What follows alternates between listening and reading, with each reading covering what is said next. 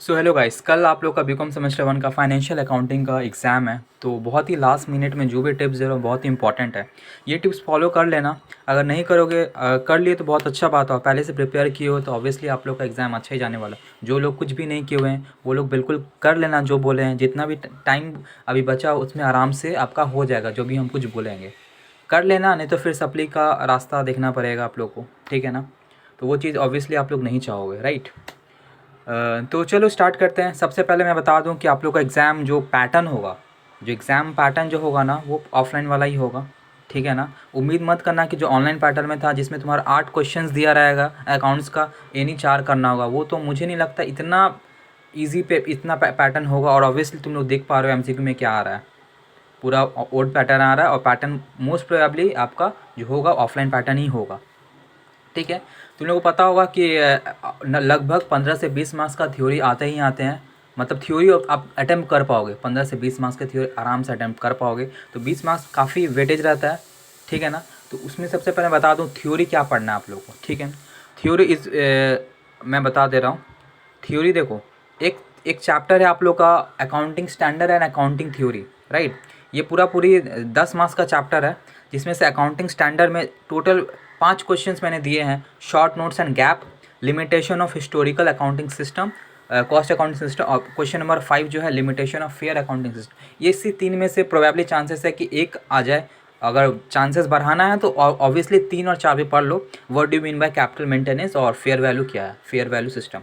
ये 5 कर लोगे, कोई एक क्वेश्चन आएगा 5 मार्क्स का। उसी के नीचे 7 क्वेश्चन दिया हुआ है, देख पा रहे हो 1 से 7, उसमें वो भी पढ़ लोगे तो आराम से 5 मार्क्स का एक क्वेश्चन आएगा। बुक में देखोगे कि क्वेश्चंस का वेटे मतलब क्वेश्चंस का आंसर, ये सब जो क्वेश्चन का आंसर्स है ये थोड़ा बड़ा बड़ा रहेगा। कोई टेंशन लेने बात नहीं है। 5 मार्क्स के लिए आप लोग 4 या 5 पॉइंट ही पढ़ना इनफ है।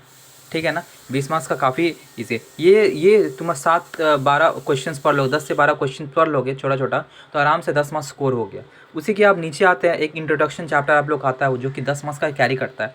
जैसे स्टार्टिंग में मैंने 3 क्वेश्चन दिया है। सबसे ईजी चैप्टर होता है कैश अक्रूवल बेसिस वाला चीज़, जिसमें छोटे छोटे सम्स आते हैं और स्कोरिंग रहते हैं, वो 5 मार्क्स का आ जाते हैं।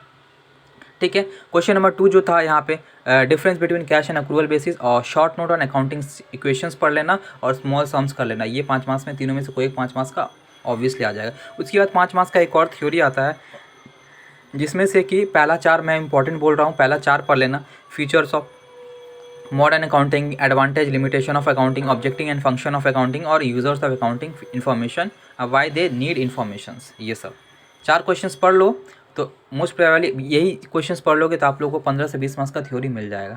ठीक है ना। चांसेस है 10 मार्क्स मिनिमम आएगा, और मैक्सिमम अगर फंस गया सारा तो 20 का 20 मार्क्स का आपका क्वेश्चन फंस जाएगा और 20 मार्क्स आप लोग स्कोर कर पाओगे। ठीक है। ये बात हो गया थ्योरी पॉइंट्स ऑफ व्यू। ये 2 पेज में जो मैंने दिया है ये थ्योरी पूरा आपको पढ़ना है। जो ग्रे से हाईलाइटेड वो मत पढ़ना, क्योंकि वो लास्ट ईयर आया हुआ है तो चांसेस कम है। फिर भी एक बार ओवरव्यू कर लेना, पॉइंट रिमेंबर कर लेना, बट एग्जैक्टली डीप में मत जाना। और क्वेश्चन याद नहीं हो रहा थ्योरी तो भाई पॉइंट देखिए जाओ, उससे क्या कर सकते हो एक दिन में। ठीक है। आप बात करते हैं ये प्रैक्टिकल क्वेश्चन है। Practical question most important chapter आप लोग के लिए है, जो कि फाइनल अकाउंट्स। फाइनल अकाउंट्स आपको करके जाना। फाइनल अकाउंट में देखो भाई 1-2 एडजस्टमेंट एक्स्ट्रा आएंगे और क्या है, सब कुछ जितना भी ट्रायल बैलेंस में चीज़ रहेगा सबको तुमको पता होना चाहिए कहाँ बैठाना है, कौन ट्रेडिंग में जाता है, कौन पीएल में जाता है, कौन बैलेंस शीट में जाता है। इतना भी कर लिया ना 15 मार्क्स में एटलीस्ट 6-7 मिल जाएगा, सब बैठा दिए तो। एडजस्टमेंट मानते हैं, एडजस्टमेंट में भी वेटेज रहता है, बट स्टिल अगर सारा चीज़ एक जगह जगह पर बैठा दिए ना तो मार्क्स मिल जाएगा, 6-7 भी मिल जाएगा। और एडजस्टमेंट में आ गया तो और अच्छा है। ठीक है ना। तो ये बहुत इंपॉर्टेंट है, कम टाइम में आप लोग हो जाए, 2-3 सम प्रैक्टिस कर लोगे तो आपको ओवरव्यू आइडिया मिल जाएगा। ठीक है ना। ये हो गया पहला चैप्टर जो आपको कम टाइम में हो जाए। दूसरा चैप्टर जो है हम बताते हैं वो जो बहुत ईजी है वो है self balancing ledger. Simple debtor creditor account बनाना पड़ता है, सिंपल सा है, ज़्यादा कुछ टाइम नहीं लगता है। आप लोग 2 से 3 क्वेश्चन प्रैक्टिस करोगे आप लोग हो जाएगा।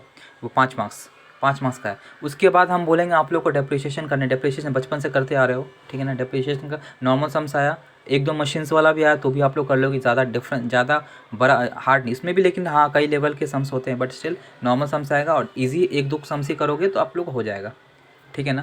तो वो स्कोरिंग है। डिप्रिसिएशन 10 मार्क्स का आता है, सेल बैलेंसिंग 5 मार्क्स का आता है, 15 मार्क्स यहाँ हो गया। 15 मार्क्स आपका फाइनल अकाउंट से 30 मार्क्स और 20 मार्क्स का थ्योरी, 50 मार्क्स का आप यहाँ से इजीली कवर कम टाइम में कर सकते हो। ठीक है ना। और उससे और भी इजी आता है कंसाइनमेंट भी कर सकते हो। और कोई अगर इंश्योरेंस क्लेम कर रहा है तो इंश्योरेंस क्लेम में इस बार लॉस ऑफ प्रॉफिट बहुत ज़्यादा इंपॉर्टेंट है, आने का चांसेस है। ठीक है ना।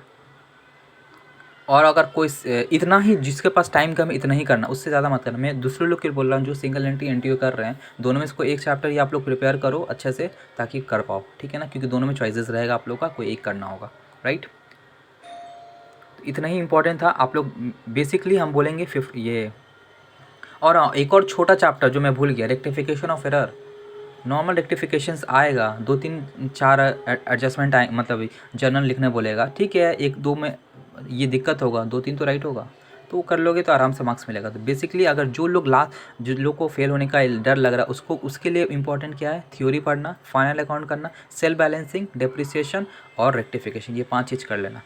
और जो लोग बहुत कुछ कर रहे हैं, तो ऑब्वियसली बता दिया, इंश्योरेंस क्लेम में लॉस ऑफ प्रॉफिट का फॉर्मूलाज जो 6-7 स्टेप्स होते हैं वो सब अच्छे से करना, इधर क्या आता है ये सब चीज़ करना, ठीक है ना। और ये सारे थ्योरी के आंसर्स ऑब्वियसली आपको मेरे टेलीग्राम ग्रुप में मिलेगा, क्योंकि मैं बुक प्रोवाइड कर रहा हूँ, बुक का पीडीएफ देख के पहला चैप्टर 1-2 में ही सारा क्वेश्चन का आंसर है, उस हिसाब से आप लोग को पढ़ लेना होगा, ठीक है ना। और यहाँ से स्क्रीनशॉट ले सकते हो, क्योंकि थ्योरी का नोट्स तो हर जगह से मिल जाते हैं, ठीक है ना, लेकिन कौन सा इंपॉर्टेंट है, यहाँ से आप लोग स्क्रीनशॉट ले लो पीडीएफ से, यहाँ से आप लोग आराम से कर लोगे, ठीक है ना।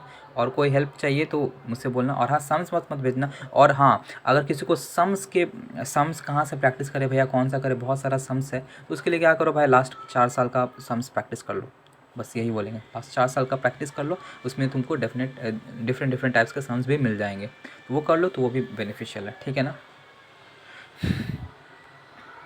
इसी तरह करो और एग्ज़ाम काफ़ी आप लोग का अच्छा आएगा होपफुली, बोथ जनरल ऑनर्स दोनों के लिए बोल रहा हूँ, ठीक है ना। वीडियो अच्छा लगे तो लाइक शेयर सब्सक्राइब करना। Thank you so much.